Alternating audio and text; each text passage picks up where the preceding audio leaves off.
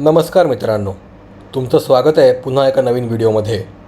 आज मी तुम्हाला भारतातील एका रोमांचक रेल्वेमार्गाची सफर घडवणार आहे। मी सध्या आहे चेन्नई एग्मोर स्टेशनवर आणि मी आत्ता बोर्ड करणार आहे चेन्नई रामेश्वरम बोट मेल। मी चाललो आहे आता रामेश्वरमला आणि मी क्रॉस करणार आहे देशातला एकमेव सागरी रेल्वे ब्रिज पांबम ब्रिज। चला तर मग आता प्रवासाला सुरुवात करूया। हे आहे चेन्नई रामेश्वरम बोट मेलचं कोच इंटिरियर। रेक अजूनही ICF लायब्ररीमध्येच आहे, LHB कन्वर्ट झाला नाही आहे अजून, त्यामुळे टिपिकल ओल्ड ICFचा एक्सपिरियन्स जर तुम्हाला घ्यायचा असेल तर ही गाडी परफेक्ट आहे।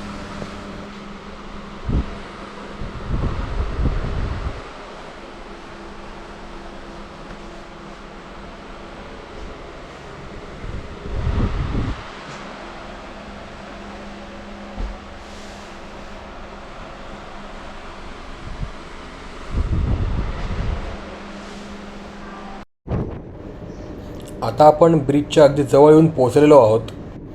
समोर जो दिसतोय तो आहे बंगालचा उपसागर। आता ब्रिज सुरू होईलच, तोपर्यंत तुम्हाला या ब्रिजची थोडी माहिती देतो। पांबम ब्रिज हा कनेक्ट करतो भारताच्या मुख्य भूमीला पांबम या बेटाशी रेल्वे मार्गाने।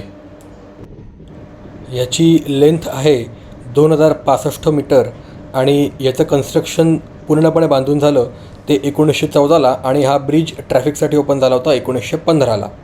1964 साली आलेल्या रामेश्वरम वादळामध्ये या ब्रिजवर फार मोठी दुर्घटना घडली होती।